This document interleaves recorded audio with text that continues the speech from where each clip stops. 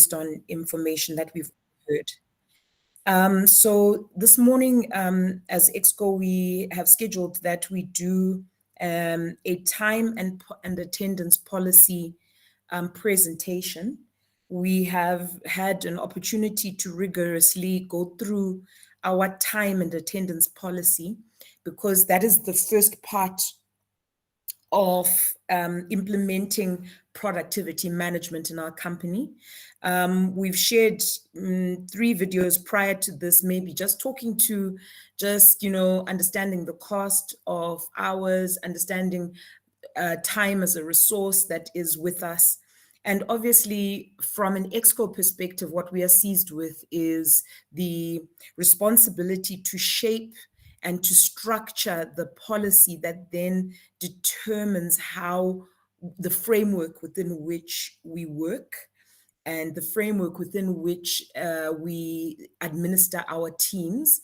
And the other thing that policy does is that it creates a tool for use by managers and management that allows them to then shape how they deal with various interactions with employees or with their team members. We are all employees, actually. So when I say employees, every single one of us is an employee of Telecontract by virtue of the fact that we've got a contract with Telecontract, which specifies certain things. We are remunerated by the business. So at the end of the day, we are all employees.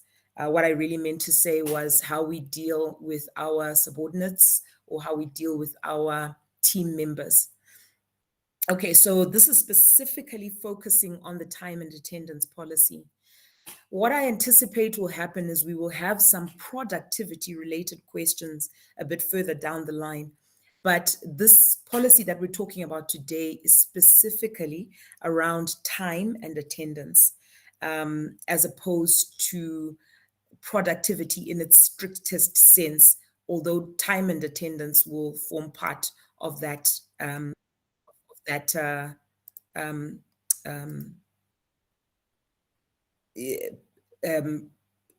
and attendance forms part of the productivity policy that comes further down the line. So I'd really urge you to please just listen very closely and carefully. Where you don't understand, please just stop me at any point in time and we will just reiterate the things. It's very important that you come out of this with a clear understanding of what is happening. This policy will be disseminated to you via UduSign.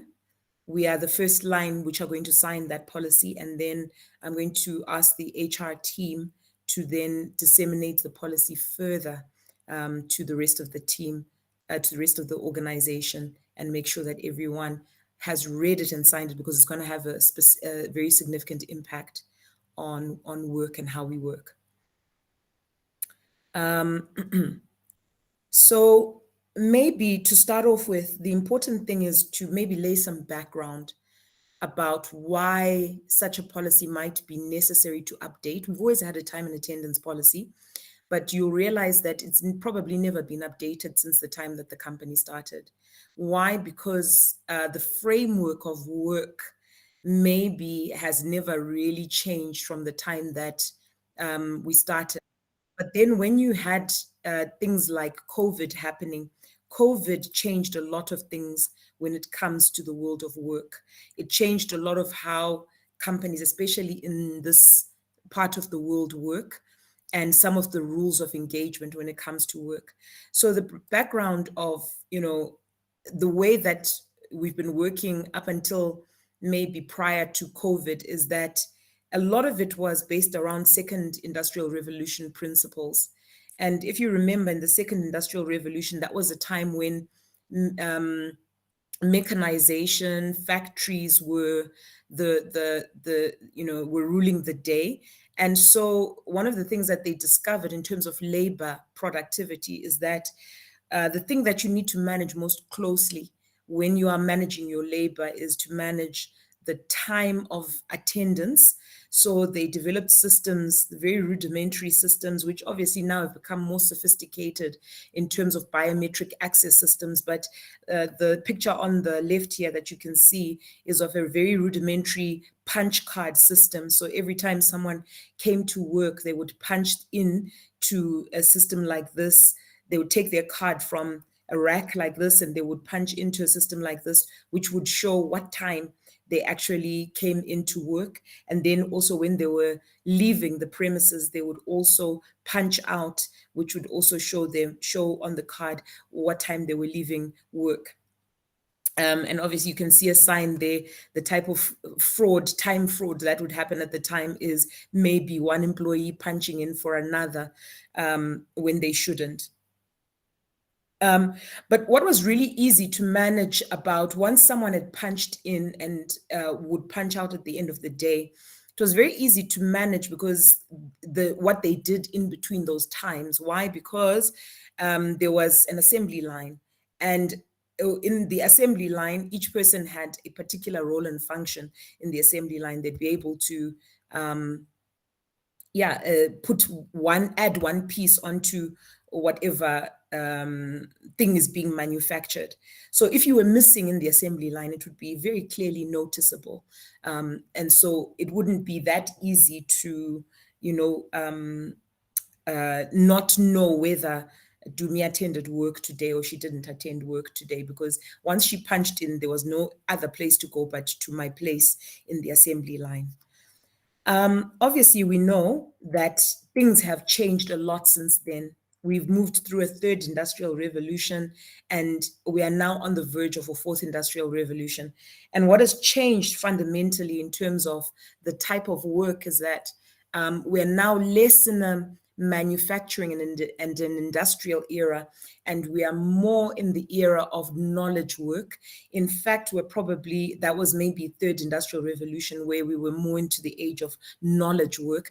Now, as we move into the fourth industrial revolution, we're moving more into the age of where things are fundamentally shifting, and it's more about the technology doing a lot of what we used to consider to be work that could be done by humans. Okay, so we're not quite there yet, obviously, especially in our part of the world. But we are moving there rapidly. So you'll find that in the fourth industrial revolution, a lot of the things that start to kick into play are technologies such as robotic process automation, artificial intelligence. And what these technologies are serving to do is that they're disrupting the labor market very significantly, to the extent that jobs that used to be done by human beings are now so automated that they're being done by machines, by robots, by computers, and without any human intervention. So what does that mean for people? It means that people have to find there's new kinds of work that labor will be engaged in, because at the end of the day, we will be in an age where if machines can do the most rudimentary work, people must then move on to doing work that is higher in function and skill and thinking power. What does that mean for the workplace? It means that fundamentally productivity will go up. As we use more and more of these technologies, productivity will go up. What do we mean by productivity? We mean, how much output can be produced for every given input, whether that input is time, money, resources. The output that will be produced per input given is going to go up. But the one thing that will never change is time. Time is a given and fixed constant. And if you read this little excerpt from John Maxwell's book, 21 Irrefutable Laws of Leadership, he says, time can't be managed. It can't be controlled in any way. Everyone gets the same number of hours and minutes every day. Nobody, no matter how shrewd, can save minutes from one day to spend on another. No scientist, no matter how smart, is capable of creating new minutes, even with all his wealth. Someone like Bill Gates can't buy additional hours for his day. And even though people talk about trying to find time, they need to quit looking. There isn't any extra lying around. 24 hours is the best any of us is going to get. You can't manage your time. So what can you do? You manage yourself. I quote that in order to say that in the third and the fourth industrial revolution, and in the time that we're in as a company, when we're trying to grow our Telco 1058 strategy, the one thing that's going to matter is how we manage ourselves as we try to produce. All of us as organizations, we will find we've got the same number of hours every day. Our competitors, I will not mention them by name because I'm recording, our competitors, other companies in the market, all have the same amount of time every day, 24 hours, 7 days a week, 365 days a year. And all of us have been given that same time input in order to create or produce certain outputs, profit outputs, revenue outputs, and so on. And what we are able to do with that as we leverage technology, but more specifically as we leverage our labor, what we're able to do with that will be the determinant of how well we succeed or how well we don't succeed. So that's just a background to say why the matter of time, okay, I'm going to say time management, but like Maxwell has already told us, there's no such thing as managing time. You have to manage yourself within time because time can't be changed. It's a constant. It's also a scarce resource. It's not a resource that you can indefinitely keep extending. It's a scarce resource. There's only 24 hours in a day. There's only 365 days in a year. So you've got to do in that time what you need to do in order to leverage the results that you're looking for. So in light of all of that, I will pause for questions just now. In light of all of that, we've come up with a refined and a revised time and attendance policy. As I said, after this meeting, you will have access to the actual policy document. But in terms of just the highlights of the policy and what it says, the first thing is it provides a guideline that employees must follow either whether they're working from in the office or working remotely. If you remember, before COVID, the norm was that every single person works within an office or works from a premises that is owned and controlled by the company. But during COVID and the post-COVID reality is that not everyone needs to be in the office. Not everyone will need to be in the office all the time. And there are even possibilities where perhaps there's a particular situation you need to go and visit a sick relative where you would normally have been in the office. Maybe there's a possibility that we could give you a dispensation that says, okay, no problem. You're going to visit your relative, your sick relative, but you'll still be at work during that time. So there's a lot of dynamics that technology has allowed to change as we've gone forward. So one of those dynamics may be the fact that you may be able to work from in the office or work remotely as an employee of a company, of the company, which is in this case telco. The second feature of the policy is that the policy applies to all current employees of the company in regards to working either remotely or in the office. So time and attendance will impact everyone who works from remote or who works from within the office. The time and attendance policy defines the rules of work attendance and how you record such work attendance and the accounting for time in between checking into work and checking out of work. So remember the punch card system that was there in the second industrial revolution. They wanted people to punch in at the beginning of the day and punch out. So your biometric access and your login attendance that the team members are doing at the moment, that's the equivalent of punching in and punching out. But because we're now in a knowledge economy or beyond a knowledge economy, it's not quite as simple or as clear to say, okay, Dumi was working at the assembly line today. She put together 200 widgets. The issue with the knowledge economy is you're dealing with intangible things day in and day out. You're dealing with intangible outputs.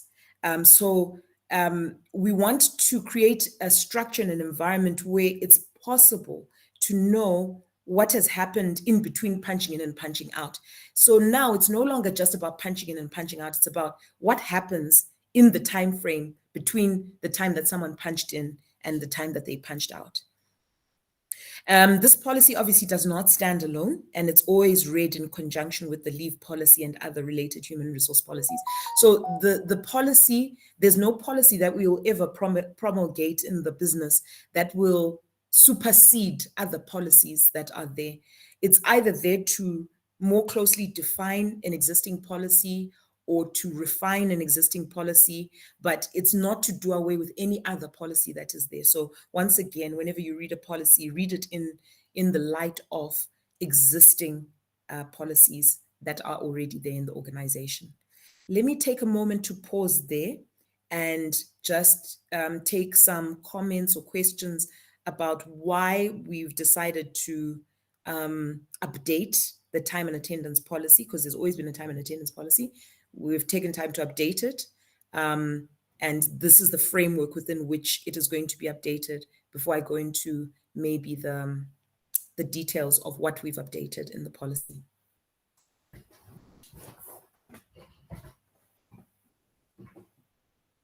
Because I'm not looking at the screen, please feel free to open your mic and speak if you've got any comments or questions so far.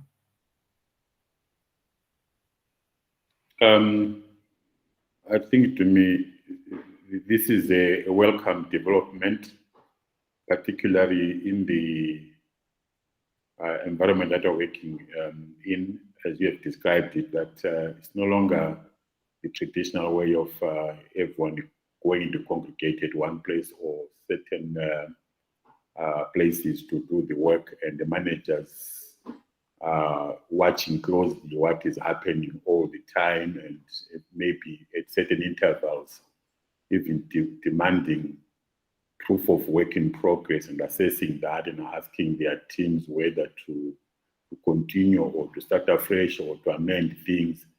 So I think this answers well to the situation at the hand, and work done remotely can just be assessed as work done in the presence of the supervisor. 100%. In fact, you're very right, Mr. Dube. Part of the challenge that we spoke about when we really talked into this policy robustly was the issue of, as a manager, you can be sitting in Harare or Bulawayo, but your team is scattered all over the wherever they are, and you're managing those resources. So even if they are not working from home, but they're working from a remote location where your eye is not on them, so you can't tell whether the person clocked in or clocked out. You can't tell whether they were, if you're sitting in the same room as them, you could hear them answering phone calls, or you could hear them talking to customers.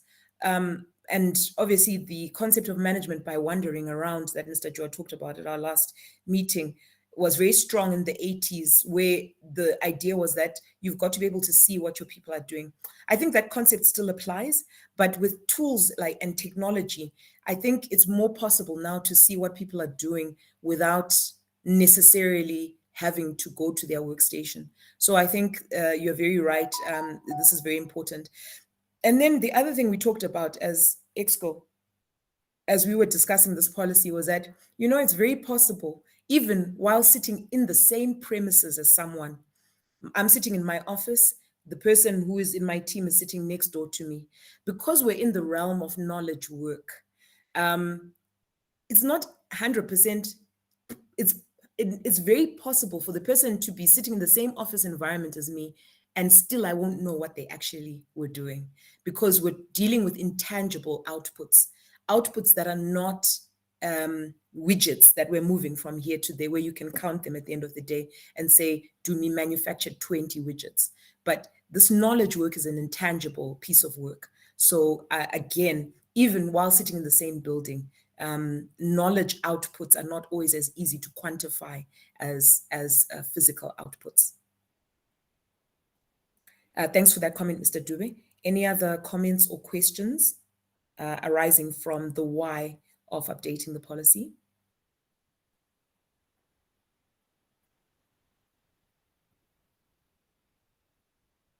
Okay, so in this updated policy, what is attendance? Attendance is not just punching in and punching out, like we've already said. So attendance, as defined by the updated policy, will involve aspects of punctuality. So it'll involve aspects of arriving or reporting for work. So reporting for work is not necessarily arriving, it might be arriving at the premises, but reporting for work punctually, whatever that may mean, whether you're on premise or off premise. It also involves an aspect of regularity. So we want the reporting for work to be a consistent and a regular thing.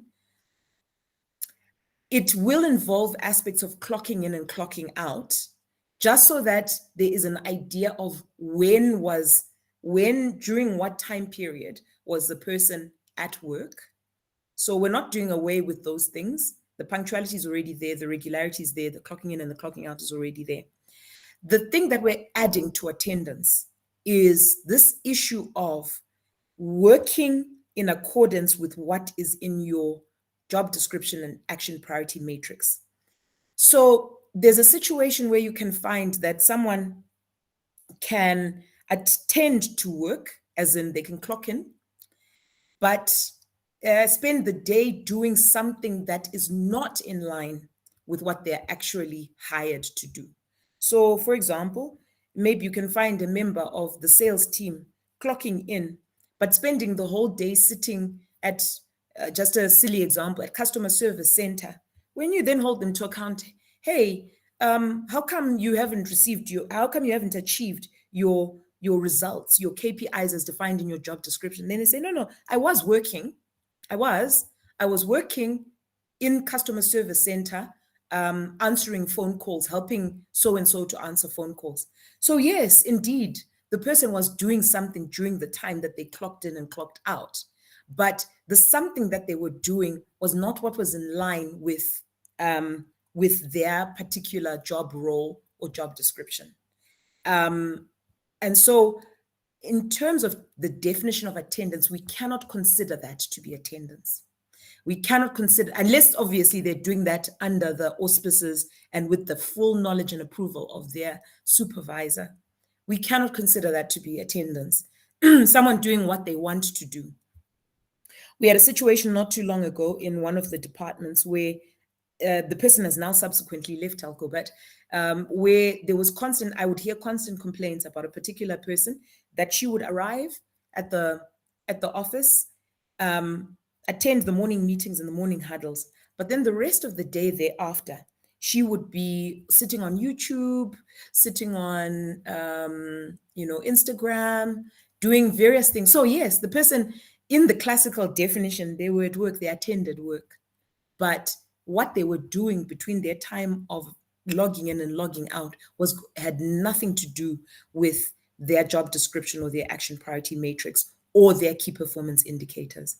So this is one of the key things that we're adding to the policy, where attendance is not just about coming in, it's also about working in accordance with what is defined in your job role.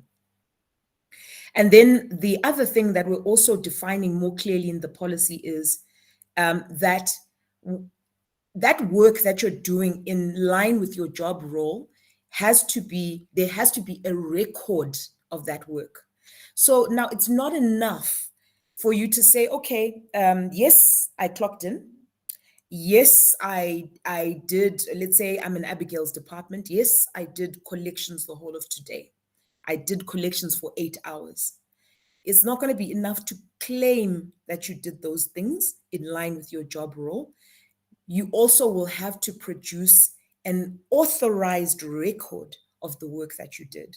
So an authorized record will be different for different departments, but it's basically a show of proof that the knowledge work, the intangible work that we do around here and that is done in most departments was actually done.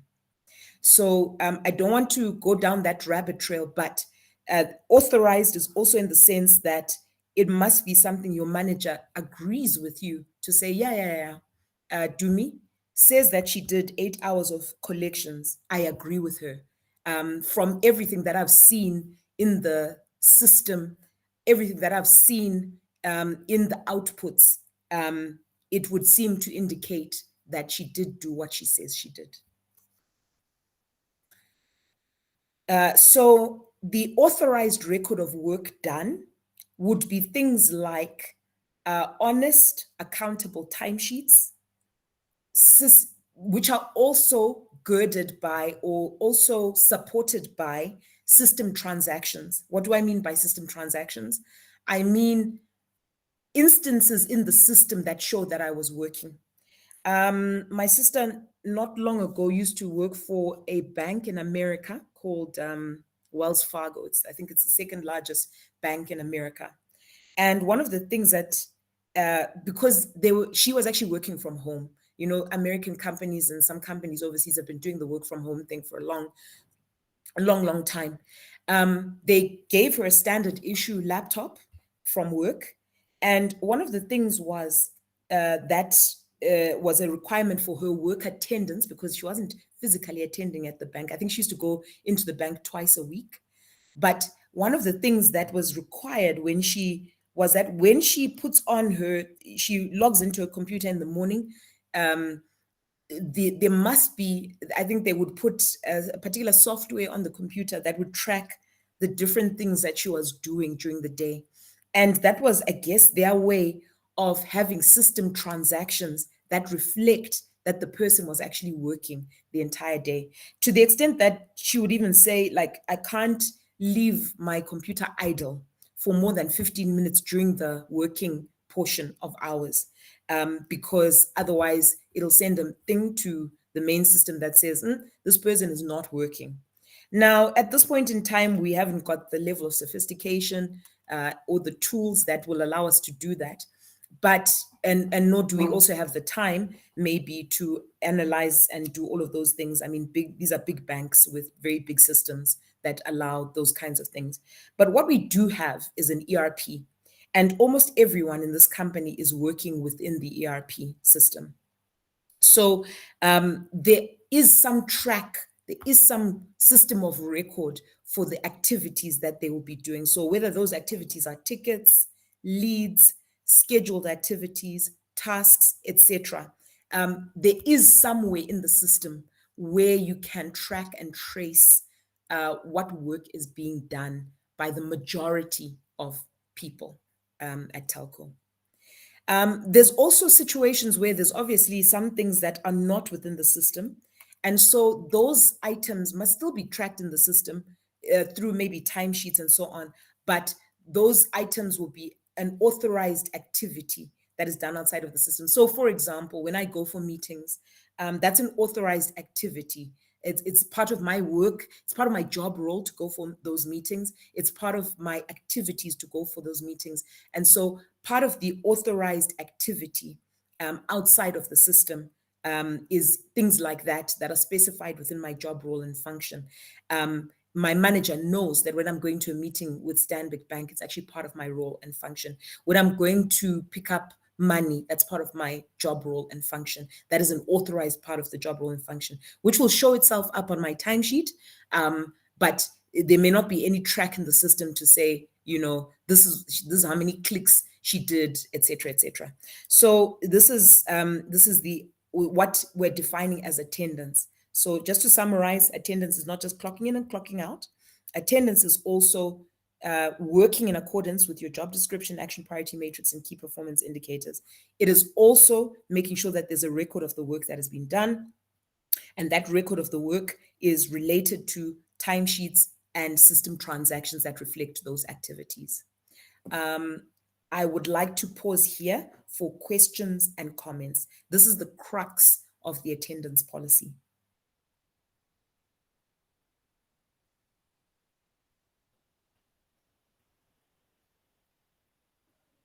Hello. Yes, go for it, Jonathan. Yeah, I think it's some of the things that we've been noticing for some of us who spend most of the time here at the office. There are many of our people whom, if you approach them, they are quickly change the Screen. page they are on because they are on YouTube or things like that. So I think this will be very useful.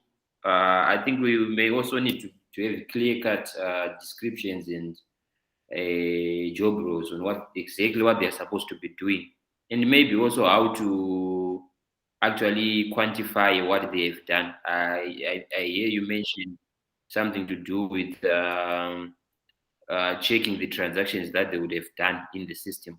So I think it's something that I personally haven't been doing, but yeah, maybe we need to start employing this. This is very important, and this has massive impact on your work as managers and what you will be looking at and looking for, and also for HR. The job analyses that we've been doing, and maybe actually let me do that now while talking to this question that you are on.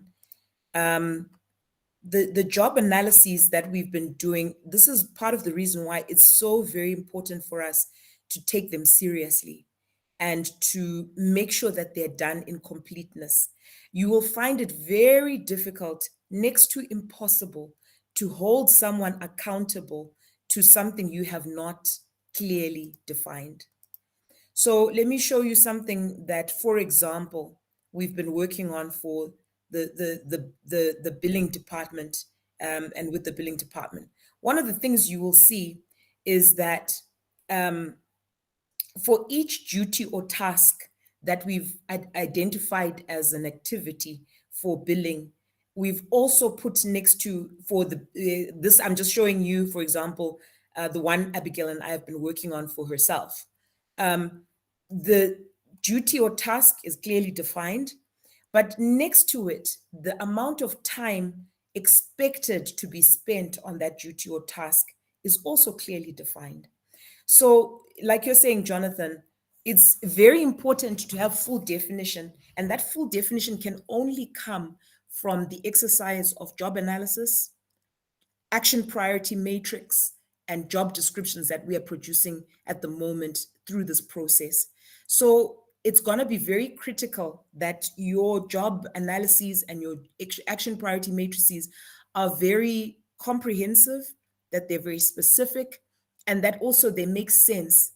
Because when you're now wanting to hold someone accountable to that thing, you're going to have some way to reference to say to them, for example, in Abigail's department, tell us in your department, we know that one of the key activities of your department is collections. How is it known in your department how many, number one, hours per day people are supposed to spend on collecting, and number two, what the target is for those collections on a daily basis in terms of percentage terms? Is that known? And if so, can you share with us?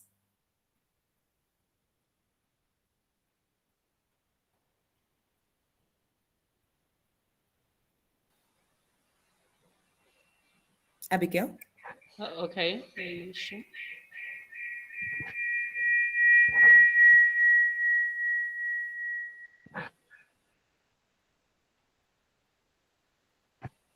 Yo, go ahead. So I wanted to say that I think you mentioned it, that when it comes to our timesheets, the job analysis exercise that we did for the people in our department helped us create some kind of, at least an idea and alignment to what each manager should expect to see in those timesheets. Because if the day is broken down into certain things, like maybe you say checking emails is done 32 times and things like that, that is the thing that I would then expect to actually see in the timesheet that I'm checking for my department.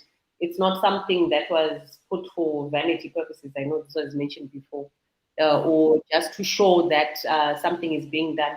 And I think even on my end, when I'm doing the civil timesheet every day, I'm always looking and trying to calculate that did the work that they do, is it justified by the number of hours that we are going to pay them at the end of the month?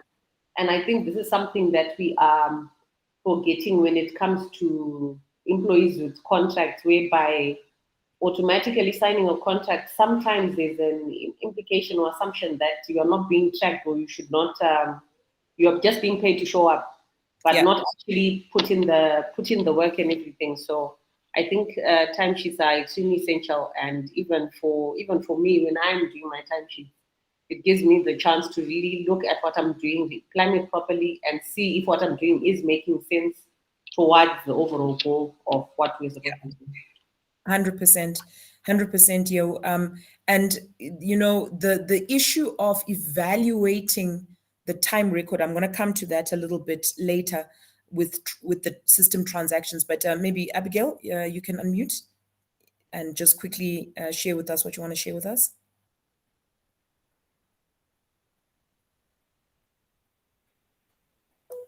Unmute, Abby. Confirm if you can see my screen. Yes, we can see it. There's feedback though from another. Okay. Go ahead. Okay. So on my end, we are now tracking the productivity through the Google Sheet. So on the targets for the week, we put them as per what people are, what's outstanding on the from our cash flow. So we split into different percentages as people manage their accounts. So like for Nomakoko, you see is higher because she manages part of the corporates. And then on the other team members, they manage smaller customers. So each team member has to spend at least 4 hours per day doing the collections. So that's coming up into 35 customers being contacted at least a day. Then for the week coming to 210. So mainly that's how we're tracking that within those 4 hours, at least you should have conducted 35 people that you are collecting from for that day. Then this will be followed up with the scheduled tasks for each day. So your scheduled task in Udu should be 35 and above, so that we meet our target by the end of the month. So this is known. Each and every account manager comes and update what they have collected for that day on the sheet. So, okay, thank you, Abby. So this is just to answer to your point, Jonathan, which is around the issue of number one, making sure that there's clarity for the team. And obviously, we can't do this as a blanket exercise. It's got to be very focused on not only each team, but also each individual in the team, because you can have 5 individuals, each of which are doing something different.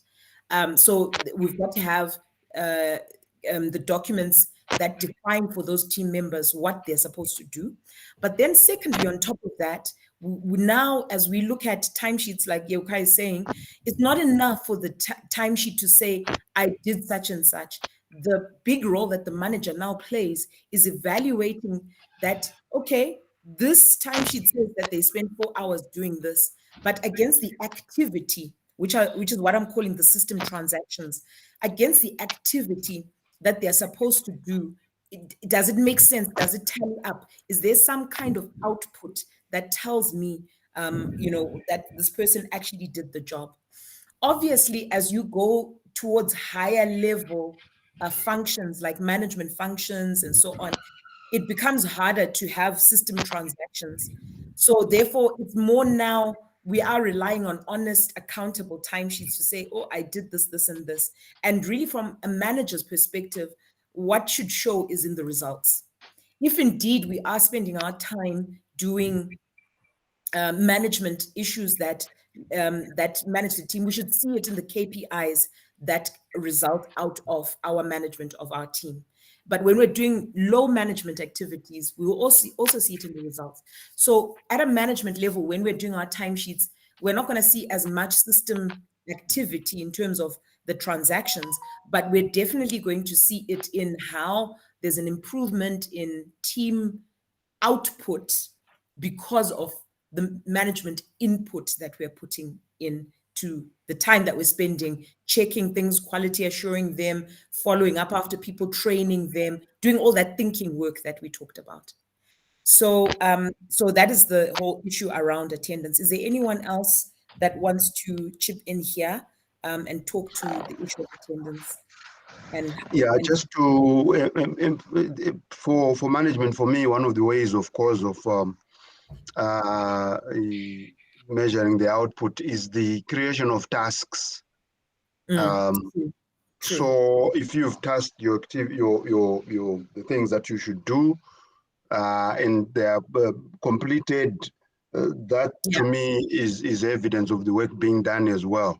So whether the tasks are around a customer relations management or other things that are or reviewing this report or that output,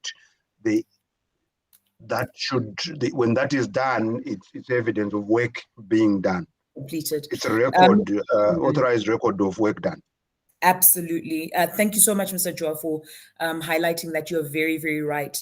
For a lot of us as managers, our work is around tasks, and people who've done project management like you will know that tasks are at the core of your project management, which is just managing shorter term projects. But in the same way, in our long-term sense, our work as managers or as higher level team leaders is around tasks. So completion of things, whole units of work, which have then been also reviewed by the people that we report to, is also evidence that we've done and finished tasks. So 100%. Thanks for that, Mr. Joa. Thanks for that. Anyone else on this attendance issue before we push ahead? Okay. So what are some common objections to timesheets? I'm going to speak on timesheets specifically, largely because that is the thing that often a lot of people trip up on. And, you know, in organizations, timesheets are not always a popular thing to do. And the common objections are that they're easy to forget, they're tedious, they're boring. Some people, and I had someone tell me this, a particular person that I was trying to get to fill their timesheets, and they said, you're micromanaging me. And then they can also sometimes feel like it's a big brother syndrome, where big brother is always watching you. Some people have said that timesheets add nothing to productivity. It's just like anything else, just doing a particular task does not necessarily contribute to productivity. So that also could be true. And some people have even said that they don't provide any value. What are our thoughts as a management team and as an HR team to this? Do we agree? To what extent do we agree? And what are the mitigating thoughts around this?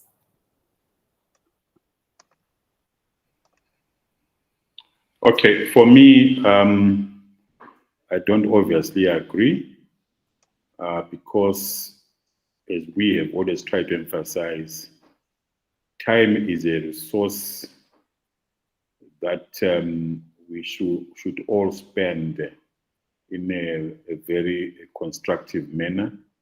And timesheets then help us to be accountable, to show how that is to show how that resource has been spent, and also through the timesheet, when you give that feedback, it then clarifies what has been done, what has not been done, and what is the way forward in terms of the undone work. So I think it's a very good feedback tool as well as a communication tool. Okay. You've mentioned a number, you've actually mentioned a lot of things there. Words like accountability, a resource, feedback, communication, and all these things that could be encapsulated within timesheets. I think you can go ahead, it's okay.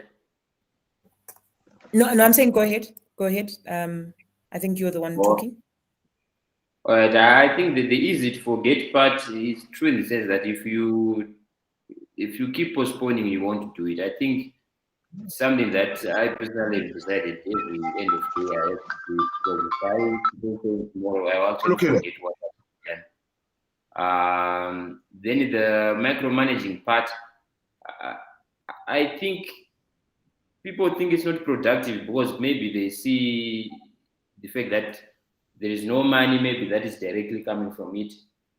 But it's for HR, they are employing people to be productive 8 hours each and every day. So they do have to know where those 8 hours are going to. I think it's a Zimbabwean thing. We don't like being watched. I've worked in an environment where time cheating was like, from the first day I got there, you actually get used to it. So it's a culture that we need to start putting. Maybe for some who may not know, most companies are now doing time sheeting in Zimbabwe. We were at EcoCash for Udu trainings. They were actually asking us if we do have a module for time sheets. They are saying they want to start doing time sheets, meaning it's not something that's being done at telco only. Some may be surprised if they run away from time. That's true. 100%. So, thanks for that, Ulukile off to STC. Well noted. Well noted. All right. Okay. Go ahead. Yes. For me, I think time sheeting is all right. It's a way of doing an inventory check of things that I've done.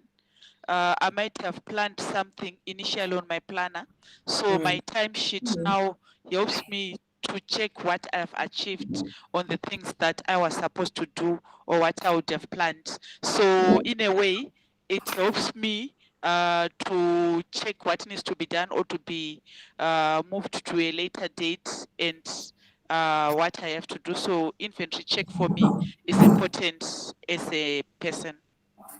100%. So I think basically my summary then on this issue of time sheeting is, any tool is only as effective as how it is used. Time sheeting is neither good nor is it bad. Like Jonathan says, many top world-class organizations are doing it. And there's no discussion about doing it. But the key issue is, how is it then used? If we as managers don't follow up on those timesheets, and we don't check what is actually happening, that's where it begins to feel like there's no productivity or there's no point to it.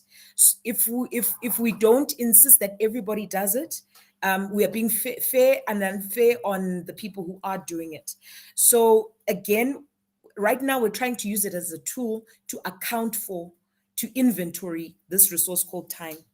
And maybe one last thing on this issue of timesheets. I was talking to my coach, my life coach, the other day, and I was talking about this issue of timesheets, and she was giving me examples in her career where she has had to do timesheeting, and it was part of the organizational mandate.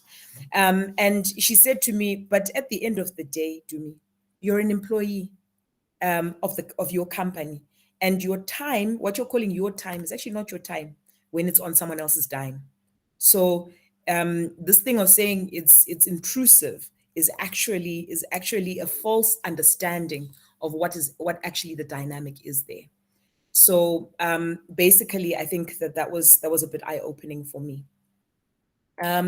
So just to finish off on the policy, you will read in the policy, it also addresses issues of authorized and unauthorized absence. I think this one is not too difficult to interpret. So there's approved time off and accrued leave, which can be authorized absence. And then unauthorized being no notification to the supervisor before the workday, or an invalid sick note, no accrued leave, not clocking in or out, not filling the timesheets, no traceable system activity, unvalidated timesheets, late coming, unauthorized early departure, and unaccounted timesheet hours. So all of these constitute unauthorized absence.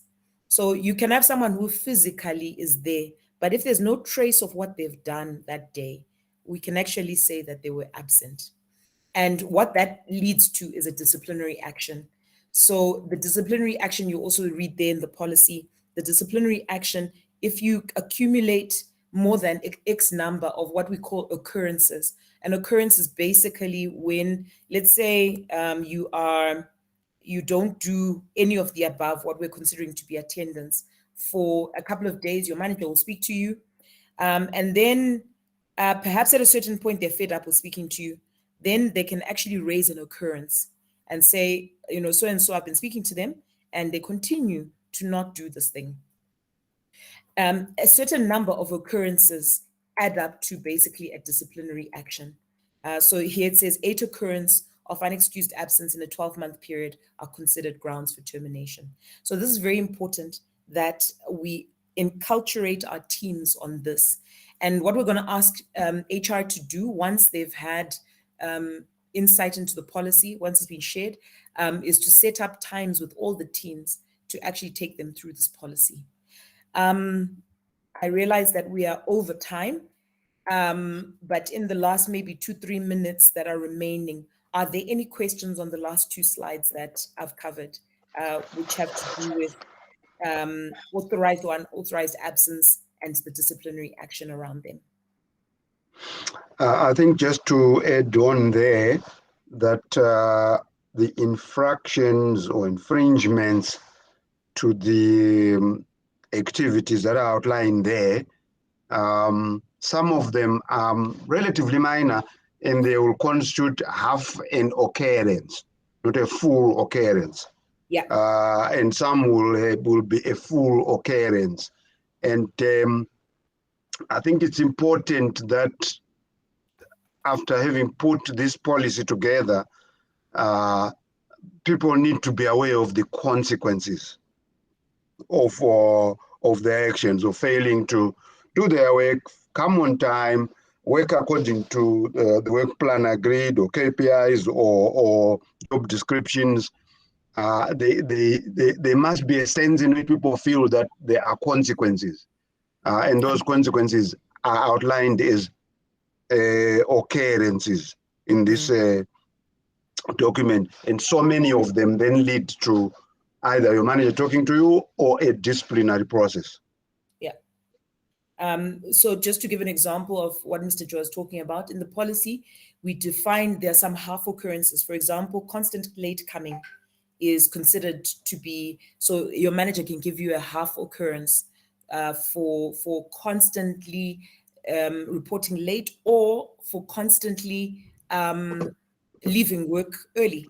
Because there's some people I also know of that just disappear like sometime during the day, and their managers or their other people know about this. So this can constitute, each incident can constitute a half occurrence. So you'll also read that in the policy. But also, as it says, if you have any questions about it, please contact me directly and get clarity from me directly, or any of EXCO directly, because we are the policy owners in this particular case.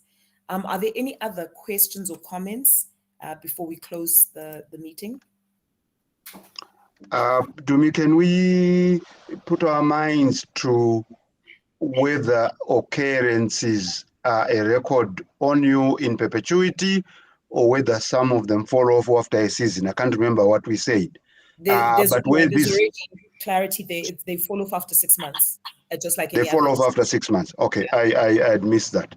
Yeah. This business of point systems or occurrences is something that happens everywhere worldwide. For example, in a place like Formula One, people accumulate points, after which they can be disqualified or some action can be taken. they call them points, but they are in fact infringements or infractions. Sorry, actually, in this particular case, 8 occurrences in a 12-month period can actually, in relation to this. Yes. 8 occurrences in a 12-month period, but they cycle off after 6 months, if you see what I'm saying. Yeah. All right. Yeah. Okay. Just one last one from me. It's a worrisome observation regarding application for time off by employees that some employees are in the habit of just putting their leave in Udu and just taking off without even getting or making sure that the leave has been approved and validated.